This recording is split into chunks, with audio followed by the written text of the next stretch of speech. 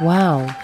So what are you? Famous or something? Not exactly. Are you in movies? No, but I can write an app that lets you make a movie on your iPhone and instantly post it on Facebook and Twitter in 8 different languages if you want. Are you a singer or in a cool band? No, but I can write a program where you can share all your music from your smartphone with your friend's smartphone by just tapping them together. Are you some sort of athlete? No, but I can stay up hacking for days if there's enough energy drinks in the fridge. Then why are all these people so happy to see you?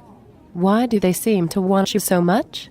They are practically throwing themselves at you. I guess it's because they heard I'm looking for a job. You mean you're not even employed? Oh no, I'm employed.